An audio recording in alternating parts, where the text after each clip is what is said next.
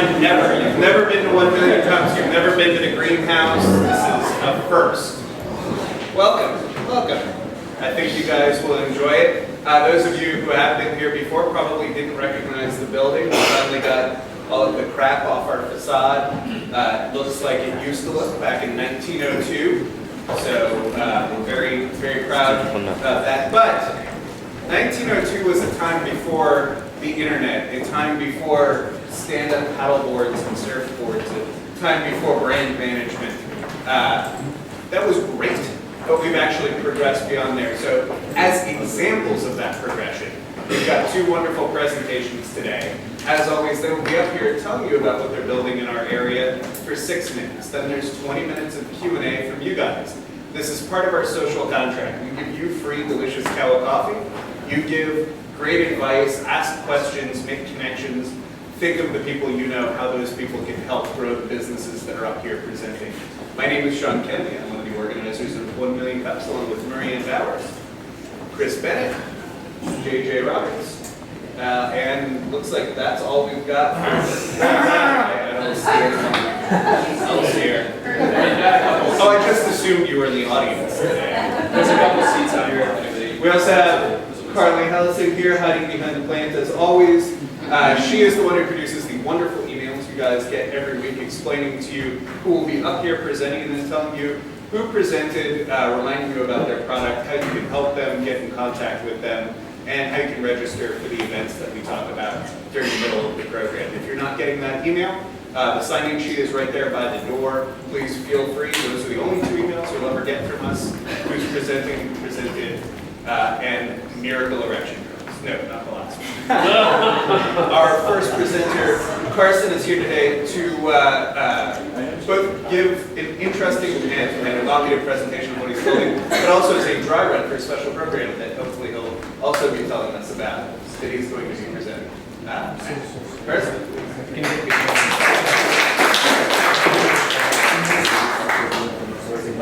Yes, thank you. All right, good morning, everybody. My name is Carson Henderson, and I'm the founder of OMNA. OMNA is a company that makes life-saving sporting goods and equipment. Today, I'm going to be talking to you about our products, our mission, also our story, and then I'm going to turn it over to Sean for the 20 minutes of Q&A. I don't have 20. Well, I know, but you're good. All right. The mission of OMNA is to provide products that give people immediate life-saving capabilities in and out of the water. Our story begins in 2012 in Costa Rica. I traveled there on vacation from my previous job in Iraq, where I was a security contractor, and I went there just to go surfing, to blow off some steam. So me and some friends one day took a boat across a river to get to this break. So we surfed all day. The surf was epic. We surfed actually so long that by the time we got out of the water, it was night. So it's dark out. So we get back to the river, and all the boats are gone. So we had a dilemma of we had to paddle back or wait. So of course we ended up getting in a tight group, and we paddled as fast as we could. Nothing ended up happening. No sharks bit our legs off or crocodiles, but that river was known for crocodiles and sharks. So that kind of got me thinking, what would we be able to do if something like that did happen? So the more I looked into it, the more I realized that this was a reoccurring problem. People kept getting attacked by sharks or smashing into the reef, or another surfer would run them over, and they have massive hemorrhaging to their arms or legs. So what I ended up doing was making a surfboard leash that has a tourniquet built into it. And if you guys have paid attention to the news recently, there were 8 different shark attacks in North Carolina. And some of those people, the only reason they're alive today is because there was someone there who knew how to make a tourniquet. And just like I have up here on the PowerPoint, I think it was 3 months ago in South Australia, a 6-meter great white took off this guy's leg while he was surfing. And the other surfers got him to shore and found some way to make a tourniquet, and that's why he's alive today. So that's what we're trying to do with these products.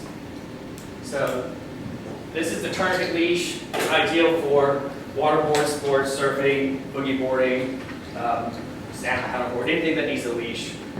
So it functions exactly like a regular surfboard leash. This connects to your surfboard. and then this goes around your ankle. So I know not everybody's going to be able to see this, but afterwards you can come up and I'll give you another demo. But it functions exactly like a leash, but whenever you need it to, you can open it up and you pull on this pull tab, which pulls up the strap. You feed it to a buckle, it velcros back on itself, and this right here is a windlass device that's collapsible, and right here is a piece of webbing that runs entirely through the entire ankle cuff, and as you turn this and crank it, it gets smaller and tighter, and that's what puts the pressure on your artery and shuts off the blood flow so you don't bleed out, and then you just lock it in place right here. Pretty simple. And that's the first one. The other product bridges the gap for all other water sports, and that's the amphibious tourniquet. It's pretty much the same thing, it just doesn't have the surfing components. So this is the elastic strap version. The other version that you saw in the tourniquet leash was the windlass version. So there's not a lot to it, so it's kind of ideal for putting around your ankle, your wrist. You can put it on your scuba tanks, you can go snorkeling with it. It just provides you that capability of saving your life if something does happen. So I'll show you this one because it's already out, but it functions pretty much the same way. You just pull the strap out, you feed it to the buckle, and then you just wrap it as tightly as possible and velcro it in place.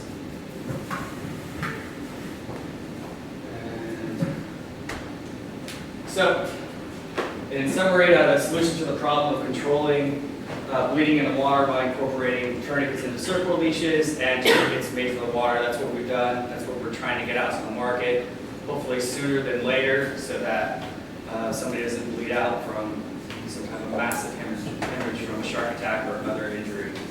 So, that's it.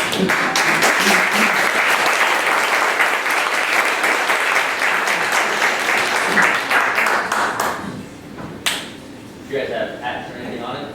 Yeah, I've got 5 different patents pending, 2 US, 2 international, and 1 design patent. They're all utility, well, aside from the design one, they're utility, not provisional, so it's just a matter of giving me the number. I would think the lifeguard community would be a good customer. I think so. I agree, I think so too. And I think that's one of, actually, I know that's one of the reasons I made this, is because you can put this on that lifeguard buoy or just have it, you know, so you can go out and save some money. I hate to ask this, but have you had a chance to test it actual? Yeah, I've tested all these. I've actually surfed with this in the US and Australia, even in like hurricane surf, so from 3 foot to 12 foot of surf, and then that's the surfing part of it. The tourniquet part, yeah, it does shut off your distal pulse in your foot or your wrist. Afterwards, I can show you. I don't even have an arm to show you. It strikes me that the entire boating industry doesn't have to just be water sports. I'd love to have a couple of these just as part of the first aid Yeah. kit on my boat. Because I've seen people fall off ladders and cut themselves on the top of that. Yeah, I agree. Following his question, who do you see as your market? What categories or segments? Like market? customer segments? Yeah. Well, we kind of have a broad customer segment base of surfers, boogie boarders, stand-up paddleboard, lifeguards, scuba divers, snorkelers, boaters. Actually, I mean, the amphibious tourniquet, you can use this on land. So if you just wanted to go hiking and you wanted something, you didn't want to have something bulky that's, you have to have a holder or something, you can just put this on your ankle. Yeah, make sure I get your information. I'll present it to my friend who's a former Navy SEAL. Okay. We can't say we can't get a Navy SEAL on it. Yeah, I was just talking to somebody about that. The Marine Raiders and SEALs they're getting ready to fight over who's going to have a maritime mission because everyone's coming It's back. gonna have what? They're going to fight. They're having like a little battle about the maritime mission. Okay. Yeah.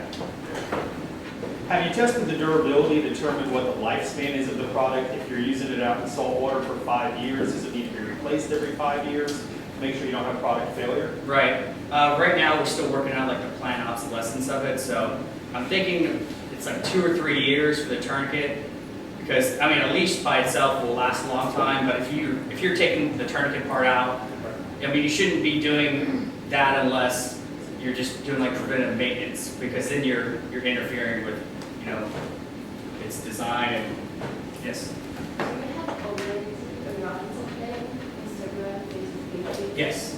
Have Instagram, YouTube, Facebook, Twitter, pretty much everything. I happened across something a month or so ago about a product that has a similar function, but it's chemical. So it's a liquid, and they're going after the military market, I guess, and you can have an artery that's hemorrhaging. They demonstrated it with an animal. Again, polymer that's algae-based. Yeah, and they just put it right on, and it like sealed the pumping artery in like minutes. Yeah. So I was wondering maybe if you heard of that, and one is maybe there's a way to partner. It's two solutions for the same problem. Right. I don't know how that functions in the water, and I know that I think they have at least a year and a half, 2 years To before go. the FDA will approve them. So, I mean, possibly. Might talk to them. Awesome showing your product and doing the demonstration. That did a good job. My main question would be around any safety item. Like, you clearly have a very nice design, well thought out, but will surfers buy it? What I'm asking there is, I'd like to see, I went on a beach in Southern California where there are a bunch of surfers.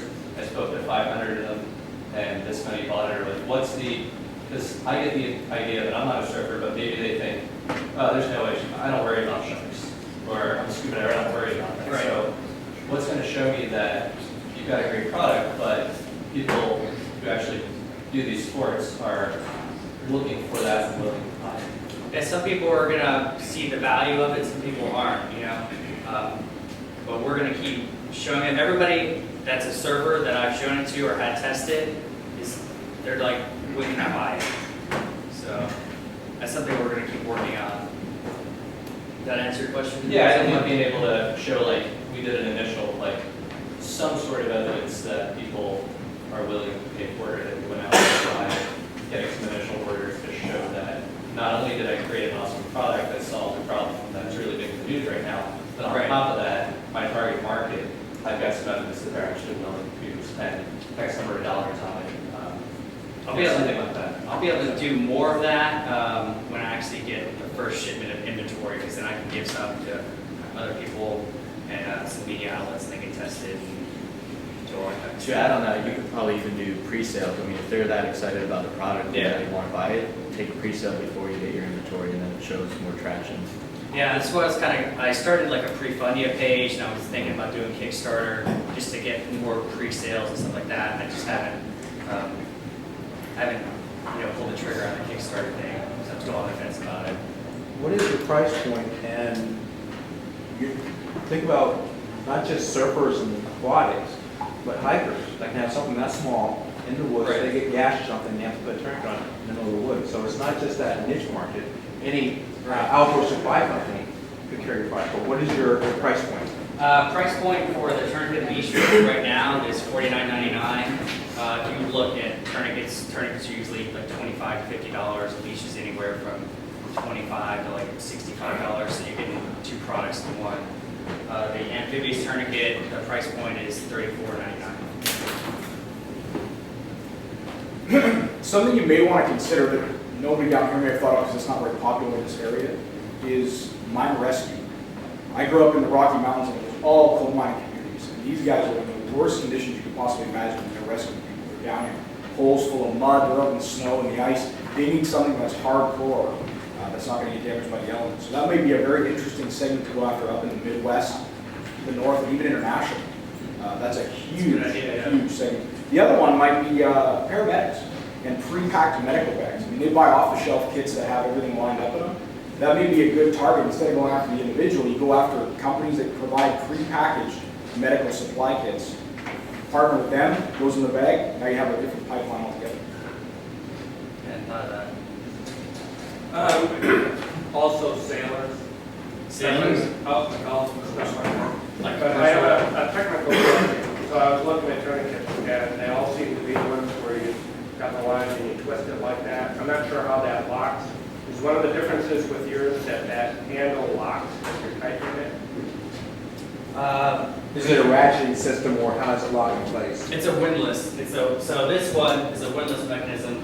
So it's not really a ratcheting mechanism, but it locks in place by this pronged piece right here. So that's how it gets locked in place. Now the actual products being made also have this other piece of elastic and velcro they go over for additional security. So I mean, it's not going to go anywhere.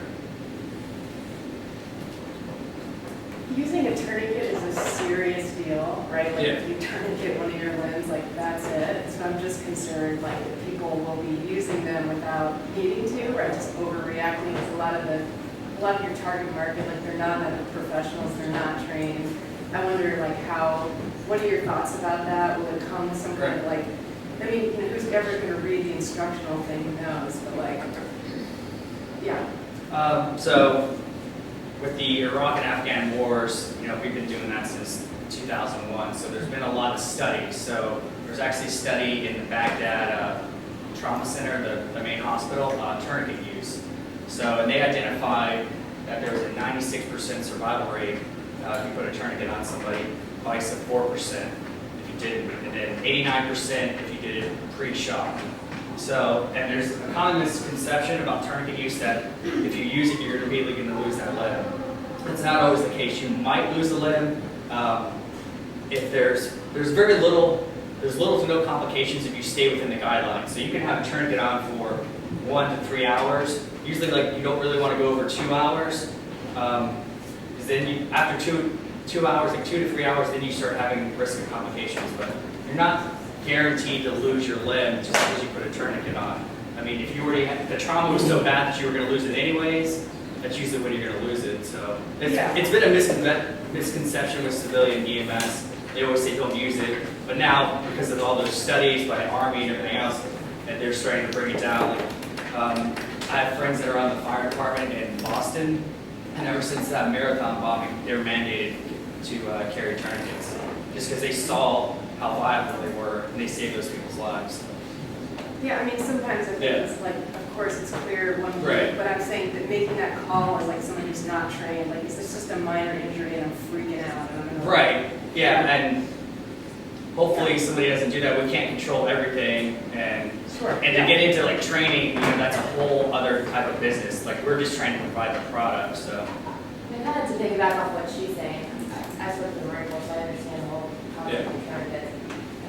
One of the things to kind of cover here would be providing online videos that have training. How to use it, when is it effective, what scenarios could it be used, just simple stuff like that, so that the common person knows when to use it. We're gonna do that as soon as I have something beyond these prototypes. We'll put all that stuff up. So I'm curious what your liabilities are. As what I'm getting is this is a medical device. You're talking about liability insurance, or? So what is your liability of providing a medical device, and how much certification or what kind of requirements are on you to provide a medical device? I'm not sure I understand that question. What if somebody misuses it, loses a leg, and says it's too costly for a leg? Well, that's why we have liability insurance. So we have a general policy and then a specific product policy in place. There's warning labels and disclaimers on the product in English, Spanish, French, Portuguese. We're going to have how-to videos, stuff like that. So we're hoping that covers us enough that people won't misuse the product. Getting back to your friend in Boston, we have a trip every year over to Daytona, and at the same time, there's an annual firefighters conference. I've never seen so many fire trucks going up and down the outside to fight for fire trucks. If you could get into that conference or that meeting and show your product, and now that Boston is mandated to have a tourniquet on there, you may be able to get into one of those streams before you even hit your aquatic stream. Yeah, when is that usually? It's usually end of August, literally August, I want to say Saturday. That's before the Surf Expo, so that might be worthwhile. Yeah. So if someone uses it for a situation when they shouldn't, and presumably they call 911 then, like if paramedics arrive in like a few minutes, won't they just see it? If they see it and take it off then, will that still not have any complications then? Okay. I mean, as long as you use it within the guidelines, even if you use it prematurely when they shouldn't, like not on there too long, you're going to be okay. What are you doing to finance your Financing, I've pretty much been bootstrapping most of the way. I did get a $5,000 grant from Street Shares for like a Vet Business Award. So I'm still looking for crowdsource funding as a potential and venture capital and angel investors. So I don't have a specific funding platform, so that's something I'm still developing. But most of it, like most of the product inventory, everything like that is financed. Like I'm working out a line of credit with Chase to cover all that stuff. How much production do you foresee, how many units do you foresee putting out or needing to put out? I'm trying to start small, so the first run of production is going to be 5,000 of each unit. Okay. So it'll be 5,000 tourniquets, each is 5,000 amphibious So if tourniquets. that's for like 3 months, you feel there a month, you think you could sell 5,000 in 6 months? I think more like 6 months is more of a reasonable idea. I didn't want to make too many, and I wanted to start small, and then based on feedback and like, hey, this worked, this didn't, I was able to modify it. Yeah, it might be 5 to 10. Yeah. Quality control. What's your manufacturing process? Where is it being made and what's the packaging? Well, it's being made in China. I tried very hard to make it in the U.S., which if this gets marketed, well, if this amphibious tourniquet gets marketed to the military, I'll have to make it domestically. But all circular leashes are pretty much made in China. So I'm using an existing circular leash manufacturer. I've got somebody overseeing the quality. Yeah, is that? Your packaging? Packaging for the tourniquet leash, it's just a cardboard sleeve. So if you've ever seen a surfboard leash in a surf shop, it's just the polyurethane cord pulled up at the end and then just packaged. It's just a cardboard sleeve. And then the other one is just going to be like blister packaging. So the back is cardboard and then it's plastic over it, so people won't mess with it too much. What it costs for me to manufacture? Right now, the tourniquet leash costs about $10.62, and then the amphibious tourniquet costs about $8. I want to say $8. I can't remember the cents of it. But so we have pretty good margins in the markup, and I think it's legitimate because we're providing value. So.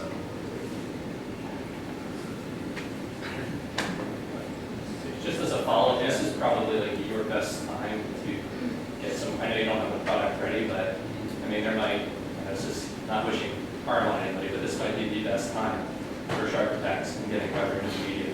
If you had the right person, working with you today, and even somebody maybe in this room that was just booking TV appearances about this thing, that got pre-orders on your website or interest on it, I mean, this window might not come again. So true. If I were you, I'd be spending 100% of my time trying to get, interest in higher around those events, and I would, rent a hotel room up in North Carolina and get meetings or something.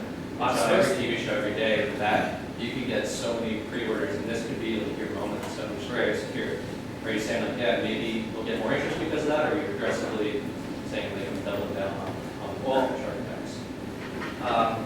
See, I'm kind of on the fence about doing that, just because I'm still waiting to hear back from my patent attorney, because I'm afraid somebody's going to file opposition to the patents, like a larger surf retailer. But I do have an opportunity to go to Austin on the 21st.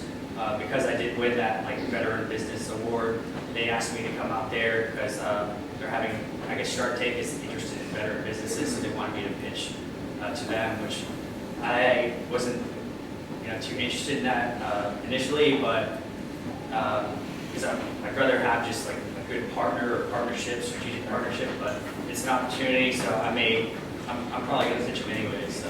Yeah, I don't know, I'd way digress, I know what you mean with the patent and all that, but worrying about somebody going to oppose your idea versus, your prime marketing opportunity. Right. I don't know. Yeah, it's kind of a, So what, with all that in mind, what is the marketing plan? You're saying it's, you're looking at 6 months to get rid of the first 10,000 units of everything. What plan do you already have in place? What does that look like when you start testing? okay, I have, well, some things are still confidential, so, basic e-commerce sales, getting the word out that way, talking to different media outlets, press releases to Surfers Village, Surfline, all that type of stuff. Going to Surf Expo is like the water sports trade show that happens in Orlando, September and January. So going to those trade shows, talking to those buyers, doing direct, business-to-business sales, just going up and approaching people and talking to them. That's kind of the gist of it.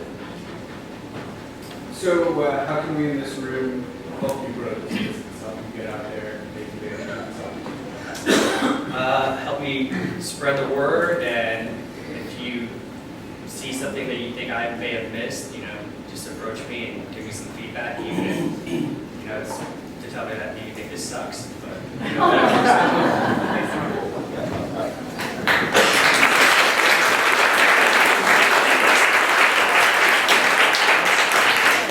For you guys that are over in the corner, we do have some seats over here if you want to fill in so you can hear the next presentation coming up. Again, I'm up here to tell you about some fun events coming up over the next couple weeks. Iron Yard is a coding school down the street, so their demo day is a really fun night so you can learn all about the applications and different products that they've been working on this past 12 weeks. It's a free event. You can find it on Meetup, Eventbrite, and OMNA Yards. I have Wake Community Night at the Rays, which is just a fun get-together. It's only $30 for lower-level tickets, and you get a fun T-shirt, and there'll be all different types of people from the tech community that will be there. Followed up by anyone in the food industry. There will be a tech-focused event there as well, and also Tech Jam 2015, which is for offices and various organizations to compete in a battle. So if you have any musical skills, I have none, so I'll be in the audience participating. And then also, if you were here last week, we had Mark present Create 3D. So Mark, if you want to raise your hand up back there, he is putting on a children's camp that is normally $250, but he's going to give everyone in this room a $75 discount. So if you want any more information on that, see Mark, or it'll be followed up in our emails at the end of the week, which again you can sign up for over there in the corner. So enough of me talking. Please give a warm round of applause for Chris and Kate from UNation.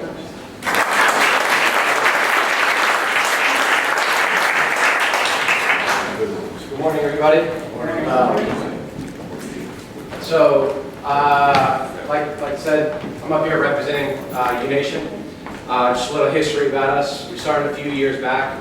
We kind of saw a lot of problems in social media. It was a new up and rising thing. And we saw these problems and we were like, how can we fix them? So we ended up building a pretty extensive website. And that is with the mindset that we wanted to give one place where everybody could solve all their problems and do everything.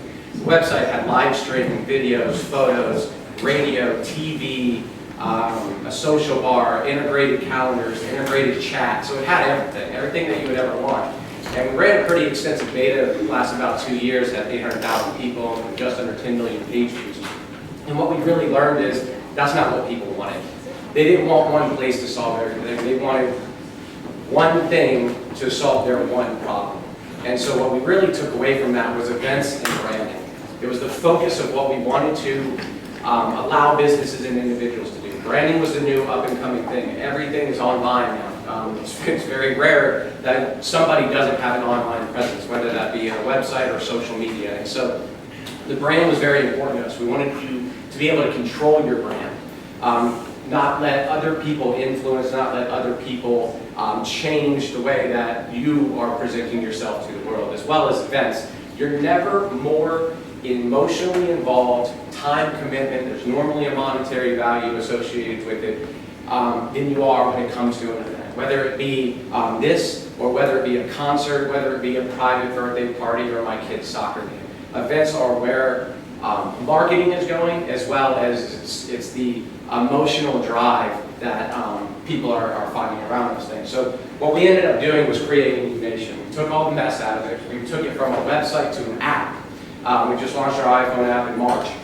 I'll talk about development in a little bit. And so you can kind of see how the evolution moved into the first ever social and branding network. There's just a couple of graphics of just how it looks like.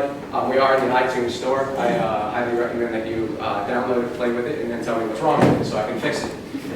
So what U Nation does is we connect the world through events. And that's what I wanted to kind of focus on. That's what we built, was really the best place for an individual with an iPhone in Tampa to find stuff to do. We are in Tampa. We have a pretty aggressive expansion plan when we do have our web app and Android, but we're expanding to the St. Pete, Clearwater, and Orlando area. That's why I'm here talking to you today. For businesses, it's an easy, free place to put your events, promote them, and market them to people who are looking for events. I know what you're thinking, that there's Facebook events and there's other things out there, but ask yourself, when was the last time you went to Facebook to look for something to do? People just don't do it. Your friends tell you, and their friends will show and tell you and recommend it. And we built that into ours, but we built a community around it's one problem that we solve, and that's finding stuff to do. I hinted a little bit about development. We're on an agile development. We're on 2-week cycles, which really allows us to adjust for feedback. We can reprioritize very quickly based on either partnerships as well as feedback from customers and bugs and things of that nature. You can see our development site are things that are coming in the very near future. We have the next 18 months of product and functionality actually spec'd out. We just have the development team, time, and money to build it. 2 things I wanted to focus on is the Android app and the web app. Android, we've started development, and it should come out in September, October. And the web app is going to mimic both of the apps on the 2 iOSs, and it comes out in August and September. So that's pretty much short and sweet of it, and I would love to open it up to some questions.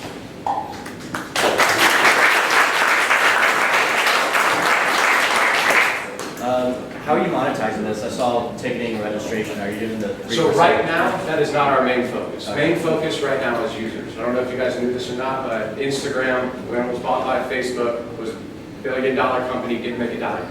So it's in this space, it's not necessarily about how much money you can make, especially right out of the gate. We're very new at this, so we don't want that barrier to entry. So it's free. It'll always be free at a certain level. We're going to put gamification into it. We're going to put so down the line in the future. Yes, I mean, yes. We're going to put freemium apps into it too. We have app packages where if you like putting on a conference where you can actually put in speakers, resumes, speakers information, maps for the conferences, polling, surveys, all that stuff has been spec'd out, and you know, industry changes all the time, so that could change with it, but we do have that as well as promoted content and advertisements going into the system, just not right now. How are you building your user base? Right now it's pretty much grassroots. We are doing some top-down approaches. We are partnered with a bunch of people in the Tampa Bay area. Our founders are very well connected in that area.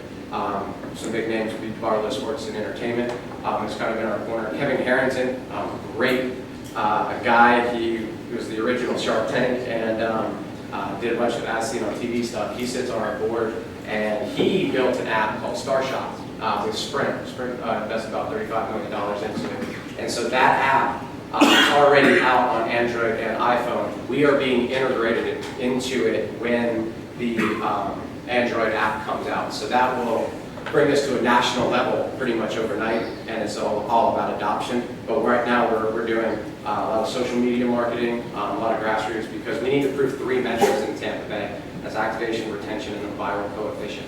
if we can do that, then we can go to the next round of funding, which can take us to the national level. How are you finding out about all the events? Is that something your team's doing? Or So you have every single day I get justification of this product, this app, because that is one of the hardest things in our office that we have to do. It is. We have a team of people that sit around and scrub tons of websites because we're finding that you'll have to go to 4 websites to get all the information. I'm on 8 email Sure. chains. just And it's to annoying. find out about And it's it. annoying. So we're building kind of a content ingestion system. But we're very, if you're looking, you should take a look at the app. We're very graphic and content heavy. And so pulling just text off a website doesn't really solve it for us. So right now we got a team of people that's what they do. They put in hundreds and thousands of events in the Tampa Bay area. What sets your, oh, I'm sorry. No. What sets your app apart from, say, like Meetup or Eventbrite? So Eventbrite is great, and we actually, the ticketing registration, I've always said that since it's not our only means of monetization in our app, I really think that we can take a large chunk out of what Eventbrite is trying to do because a lot of people, what we've seen in the industry, use it just for the ticketing registration aspect of it. We're building a community around the events, so there's a very robust social aspect that is kind of with the event. You can communicate with the people that are attending. You can see the people who are attending as an attendee. You can see the brand of the actual person putting on the event. You can learn about it. You can see the videos, their photos, their abouts, all that. And so we kind of built where it's not just pushing out to people. You're actually creating a community around the event from a social aspect. Is there like a specific genre of event that you're trying to target? No. We pretty much want to encompass everything, as well as our events are public, so they're also Google indexed. When the web app comes out, you'll be able to find them. We're creating vanity URLs for the events as well, so you can actually feed that into your marketing strategy. But we also do private events. And private events do not exist in the world other than the people that you actually invite to the event. And then there's a token that's associated with that email account, so it can't even be forwarded. Privacy was a big thing for us. There's no activity feed, there's no comment board where people can blast you or any of that. So it's a very controlling environment that gives the control back to the user or back to the business. So this fairly new startup, I don't know if you've heard about it, called Density. I have not. So this is, it's ideal for you because what they do is in a nightclub situation or any, like a party in Saturday night, you want to know which club is the most happening, how many people are there at the door, or even abstract things like how many people on the DME before they go there. So what Density does is provides an API, they have a hardware installation to do for free. So they're looking for companies like you who can consume the API on the density count of a specific space. So don't want to look into it because that's like people will be coming to your website. They've seen 750% increase on partners who integrate with them for consuming the density data. Okay, yeah, look into. We're also the tourniquet that was in here last week is in our office Friday because we can actually integrate that voice memos and stuff like that into our app. So we're all about that. I'm the president of an organization that runs RibFest here every year. Okay. We've been using Live Nation for the past 2 years. How do you differentiate yourself? We're from a that? partner with Similar Live to what Nation. You are. We actually are at every single concert in the Florida Credit Union doing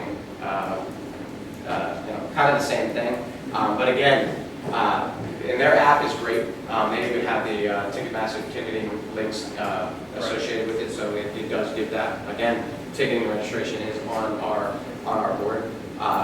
We think that names work well together. They've been in our office a couple times, so that's actually something that we might end up at the end of the day becoming partners. But and there's a couple other event apps out there, but again, the branding and the social aspect of UNation we really think differentiates us from, as well as the user-generated content. So right now, we got a pretty small user base in Tampa. We're growing. I think we're averaging anywhere from 50 to 80 downloads a day. We'd like that number to add another 0 to it. But for the most part, it's it's going to be the brands, it's going to be the people creating the events and sharing that to their friends and family. And what type of staff and technical support do you have on hand? Because I know when our event comes due, we have a lot of instantaneous needs that we'll have leading up to our event. Do you have pretty decent? Well, the event is, the app's pretty easy, and it's getting easier every time that we learn and see people.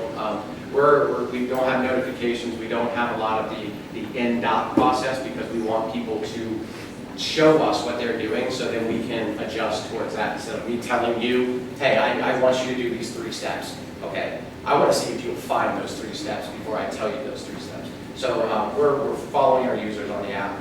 So it's very easy to use. Our support staff we have a tech team in Silicon Valley I think we're going to start with 11 people, but we can bring it up to 18. When the Android app actually is up and running to monitor it. We're hoping to bring some of Tampa's talent into the office to help us maintain so we don't actually have to keep outsourcing it. And then we have 12 people in the office, and we're going to start brand ambassadors when school starts back, because we think that kids are the first people who adopt it, and this is in their hometown. To follow up with that again, if I'm doing an event, my event's November 13th, 14th, and 15th on Canoy Park. For children's charities and friends of the Chalkies. But Live Nation's coming out to our event, they're going to have support on site, and we have 40,000 people coming through our event. We are doing that with a bunch of, we actually did a bunch with the St. Pete Grand Prix a few years ago. We were on site, we did filming of the tracks and all that as they were building it up. So the people that we are working with and the people that contact us, we do that. A perfect example, the Ybor Chamber of Commerce this weekend is having a pub crawl. And we will be there helping support, actually doing a ticket giveaway. I wanted to add one more thing to that. I'm Katie. Sorry, I've never even seen you again, but I work with Chris very closely with UNation, and one of the things I wanted to point to here is that like you said earlier, our base currency right now is users. So if anyone is doing an event where there's a lot of people there, that's like money to us. So instead of charging a business, we're basically just being used around Tampa. Use our resources, use our time, use everything that we can to help you use it. Use the app, because if you use it and you like it and it helps you, that just helps us. So anyone who has an event, we are definitely a team of 12 that can help with everything. And if we can't do something, we have a lot of vetted partners that can help with different parts of your event. Great, well, let's talk. Sorry if you answered this already, but what does an event organizer have to do to have their event on the app? Do they go on your platform and create an event, or do you just pull from Eventbrite and Live Nation? We do that as well, but we would much rather have the business create the event. They know it. They have the need to actually write that robust description, that selling description that's going to excite people to actually come out to the event. Okay. So a couple of things. First, great idea. I'm always frustrated trying to find something to do on the weekend around here. It's great. Number 2, you have great brands on there already. I noticed Chicho's Cali and Burn Steakhouse, some of the iconic brands in the area that are going to, I think, get your user base up. I grew up in Tampa. A lot of the people in our office did, and so that's what we know best. Great. So that's what we did, and that's what we're trying to do in St. Pete. Now, a couple of feedback points for you, because I just downloaded the app and flipped through it. Okay? So number 1, it's glitchy. Jumps around a lot. It doesn't scroll smoothly. Number 2, I can't seem to search by verticals. Like if I want to say, okay, I just want happy hours at bars and restaurants in St. Pete, it sort of just gives me a list one at a time of go pet stingray, go have a happy hour, rent a kayak. I want to be able to segregate quickly by verticals so that I can say, I want a happy hour in St. Pete on Beach Drive, there's what's going on. Love it. So it seems like I can't really do that right now. That is, what he just said is exactly what I want to hear. We have heard that before. The search functionality and displaying of the search is getting better as we see people using the search. Because we built the search from the ground up because we can integrate hashtags, we can integrate a bunch of stuff inside as well as outside of our network with the search. So we have, that is one of our major fixes that is coming on, as well as you'll see the difference between, when you go into the discover aspect of it, you'll see where you can search for just businesses and brands and individuals. We're going to combine those. They're the same thing to us now. So I love it. Thank you very much. The whole sign-up process is already in the works of being fixed. It should be the first thing that comes out in the next build. You can search by interest though, and also keywords. All events have at least 4, or have up to 4 keywords as well as the hashtag, like you were saying, because search for them. So if it's a happy hour, searching happy hour, we'll bring them all up. My company also deals with a lot of data management, and I'm assuming that you have cloud-based data. That's what I'm going to ask you. Amazon Cloud is what you're using, and as far as your data, is that something that you're using a certain cloud database for that, or is it all Amazon? We are, and that's our back-end infrastructure was built from the ground up too. And so we have a internal kind of CTO that oversees the tech side from the guys from California. One thing that seems to be missing from all these event apps is, here's the event, show up at the door, event app is done. There's a space on a 3-day event or Grand Prix for in-event activities where somebody's carrying around their phone to see what's going on at the event in real time, whether we're a retailer or somebody's having a sale or something going on over here at the grid or whatever. That seems to be a real differentiator as you take it from the event to what's happening. That would be. I love where your head's at, and that's exactly where we are. We always thought that there is 3 aspects to an event. It's not just the event is from 5 to 7. There's the before, which is the marketing. There's the during, which is the event, and then there's the after, which is the follow-up. That's the people coming back and looking at the pictures from the night before. That's the next year. I can use those pictures that are uploaded, and so that is something in all honesty, we built this with kind of the thought process of, okay, I'm a baker.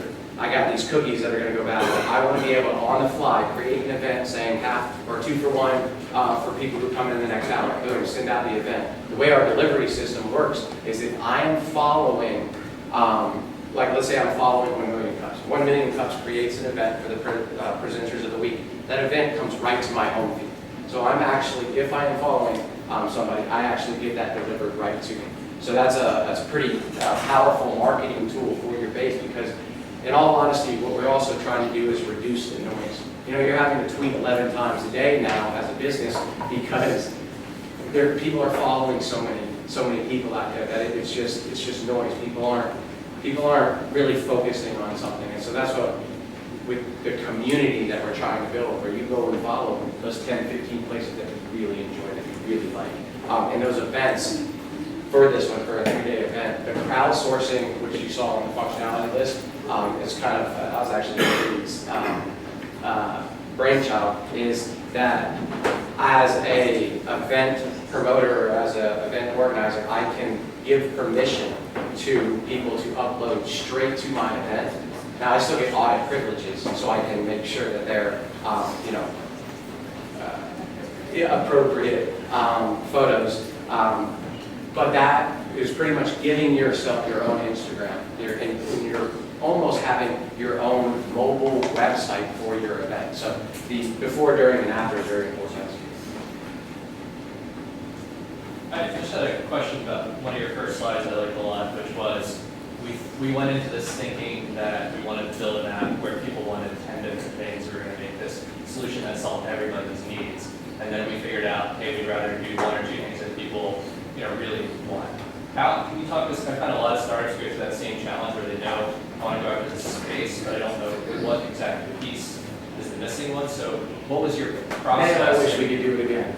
Yeah, so what was your process, and feedback to share with other startups in terms of how to not waste a lot of time on engineering or costs or just time in general, if I had to say these ideas and then narrow them down? If I had to say one thing for somebody who's going to do anything in tech, is find somebody that is exponentially smarter than you in this space and listen to them. We tried to do it all in-house. We actually went through 4 tech teams. We had people from Tampa try it. They couldn't handle the workload. Now the website was too much in general, and that's what kind of these tech teams would say. Yes, they'd get excited because they love the idea. The idea is there. Whether it's adopted and executed well, that's on us. But they would get excited about it. We didn't know enough about tech at the time to really call them out on it. They were like, yes, we can do it. Yes. We're like, all right, great, let's do it. 8 months later, we're like, where is it? And they would be like, well, we just can't do it.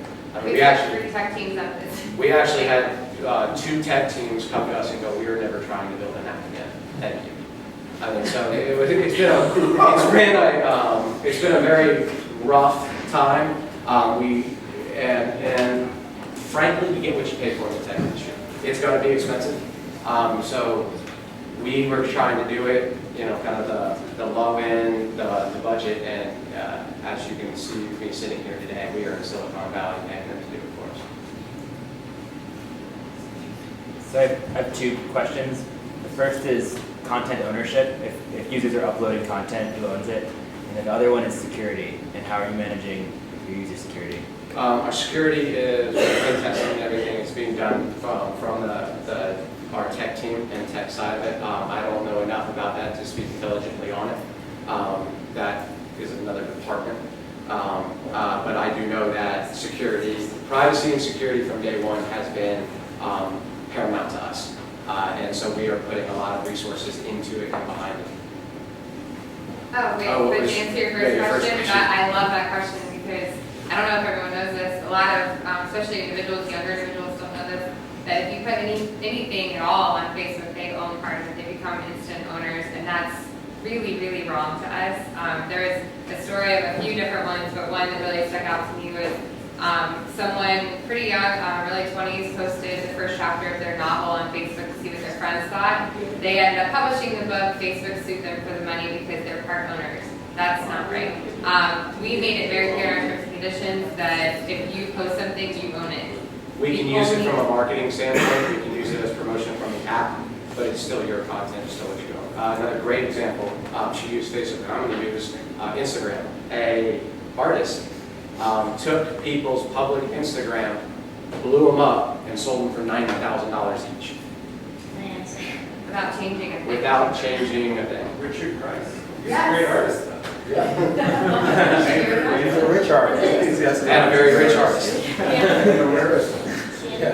So you have a lot of resources. You got development teams all over the world, and a lot of people who can support these events. Where are you getting your runway from? Where's all this money coming from to pay for these people? We've done a very small friends and family round of funding. It has been funded largely by our co-founder, John Bartoletta. He still owns the vast majority of the company. So it's been a long time coming, but we are hunting for that VC money. Our next round of funding, just to throw numbers out there, is anywhere from $5 to $10 million.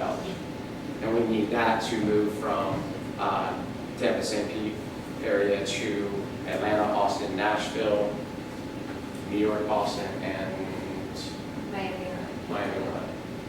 That's on our scope for the next foreseeable future.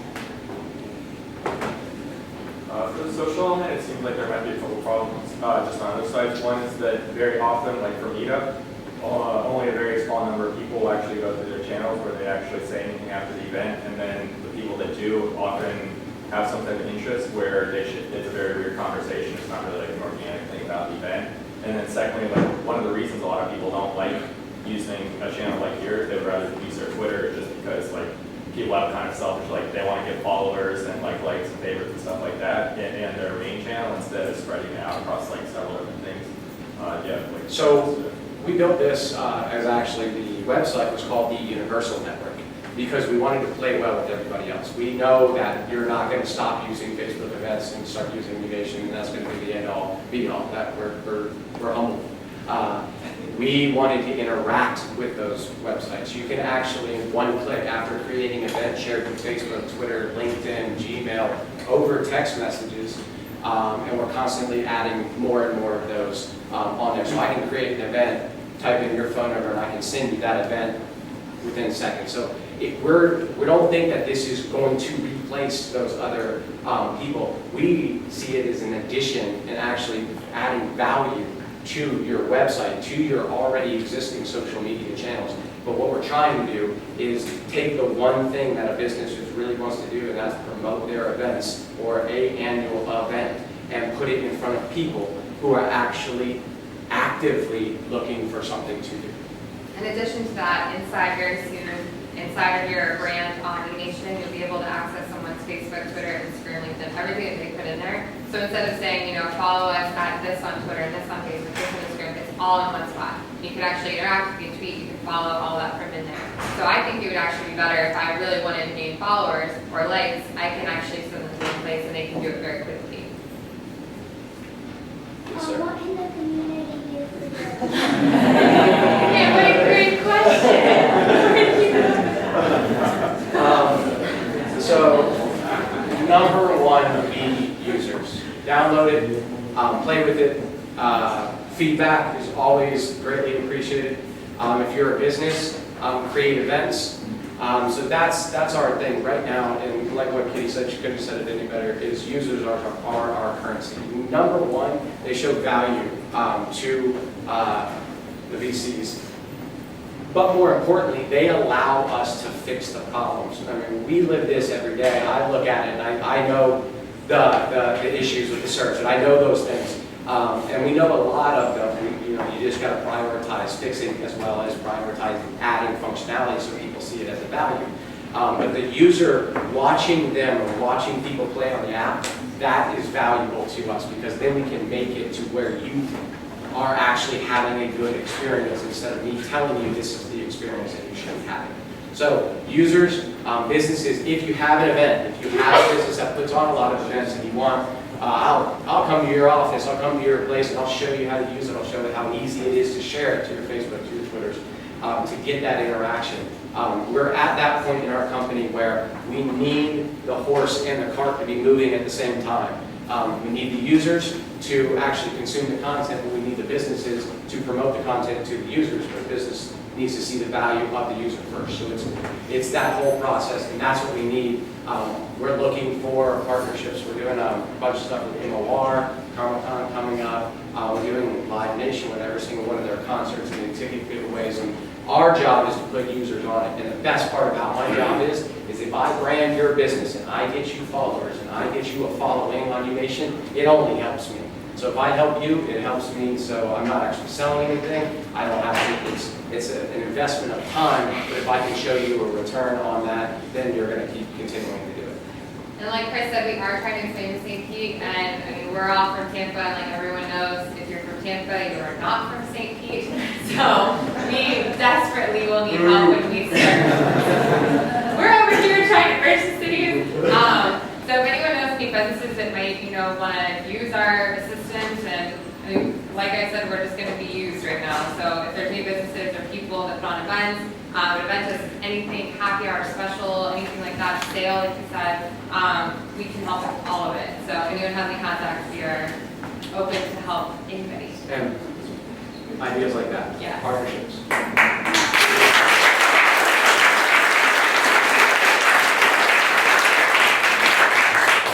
All right, thank you, Chris and Katie, and incredible again for Carson, the first presentation. I appreciate it.